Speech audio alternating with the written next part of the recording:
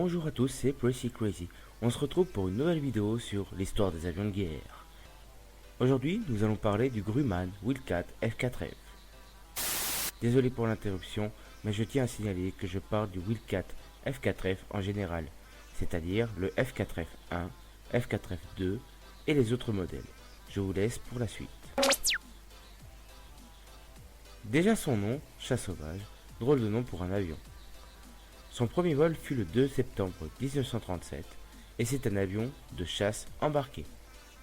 Il y a une place pour un pilote qui est protégé par un cockpit. Le tout premier F4F était avec 4 mitrailleuses Browning de 12,7 mm, mais avec les nouveaux modèles, il fut équipé de 6 mitrailleuses Browning de 12 mm aussi, et ils avaient réussi à changer quelques petites choses sur l'avion pour diminuer son poids. Normal. Parce que, en même temps, avec le poids des mitrailleuses, il faut bien chercher un petit endroit pour enlever du poids. Cet avion qui a été construit par Grumman fut une réussite. Que ce soit dans sa solidité, sa rapidité ou sa puissance de tir. Grâce à tout ça, les pilotes pouvaient rester en vie plus longtemps. Comme toujours, il y a des points dégueulasses, désolé pour le mot bien sûr, et marrants sur un avion. Je vais vous parler du tout premier modèle en quelques lignes. Je vais vous dire ce qui était dégueu, moche, pas très intelligent je dirais plutôt, pour cet avion. C'était sa petite manivelle. Il avait de petites manivelles dans le cockpit, qui servaient tout simplement à rentrer le train avant. Eh oui, les pilotes devaient donner 29 coups de manivelle pour pouvoir rentrer les roues à l'avant. Au moment du décollage, vous imaginez, vous tenez le manche pour décoller, pour rester stable, et en même temps vous devez donner des coups de manivelle. Oh là là, mais c'est impressionnant ça. C'est assez intelligent. Assez marrant pour des avions, mais c'était pas le premier modèle qui avait ceci. De plus, avec la guerre, ils n'avaient pas vraiment le temps. Cet avion, placé en première ligne, harcelait la marine japonaise au début de la guerre. Bien sûr, cet avion-là commença au début de la défaite de la France en juin 1940, mais il fut baptisé Wildcat bien avant son premier combat en 1939. Beaucoup de bases militaires voulaient cet avion, donc les demandes explosèrent. Passons maintenant à sa fiche technique. Son envergure est de 11,6 mètres, sa longueur de 8,7 mètres et sa hauteur de 3,6 mètres. Sa surface à l'air est de 24,2 mètres carrés. Son poids, sans armement, est de 2 tonnes 610 et son poids avec son armement est de 3 tonnes 176. À peu près, hein. Tout ça c'est pris sur internet et dans les livres, donc on ne sait jamais.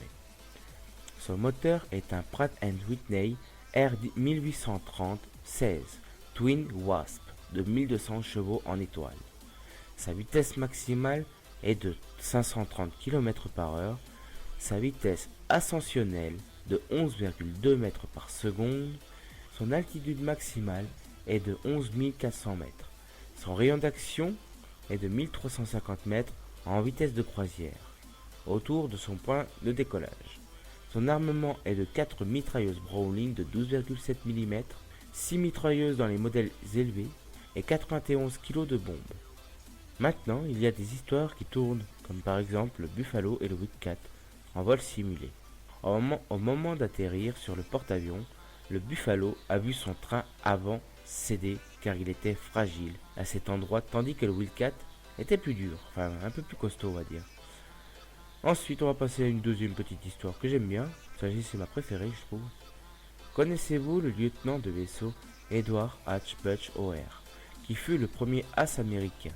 Le 20 février 1942, il s'était envolé du Lexington avec son escadrille lorsqu'ils rencontrèrent une grande formation de bombardiers Mitsubishi G4M1 Betty. Dans le combat, O'Hare abattit 5 avions et endommage un 6e. Il fut décoré de la Medal of Honor. C'est pas le jeu, arrêtez. La Medal of Honor, c'est tout simplement une belle médaille. Je vais vous parler d'un endroit mythique que tout le monde connaît et qu'aujourd'hui on peut visiter d'ailleurs. Le Pearl Harbor, un endroit qui se trouve à Hawaï, où 9 F4F furent détruits et 11 qui furent en panne. Pendant le combat contre des Zéros japonais, le F4F avait un point fort. Il montait en altitude rapidement. Il restait droit, vraiment à la verticale dans le ciel. Il faisait que d'accélérer et il résistait. C'est-à-dire il gardait sa puissance, il montait très haut à grande vitesse. Tandis que le Zéro, lui, perdait de la vitesse. Et quand il voulait se retourner, c'est-à-dire quand il voulait faire un demi-tour pour reprendre de la vitesse, son gouvernail arrière se déchirait. Mais bien sûr, le F4F, lui, était résistant au gouvernail arrière.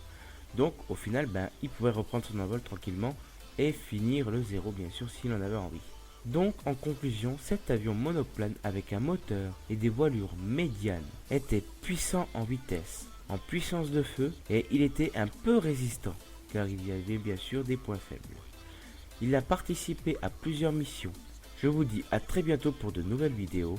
Je vous remercie d'avoir regardé jusqu'à la fin. Merci de mettre un petit pouce vert vers le ciel pour faire voir aux pilotes qu'on est avec eux, de partager la vidéo et de vous abonner si vous voulez voir les autres.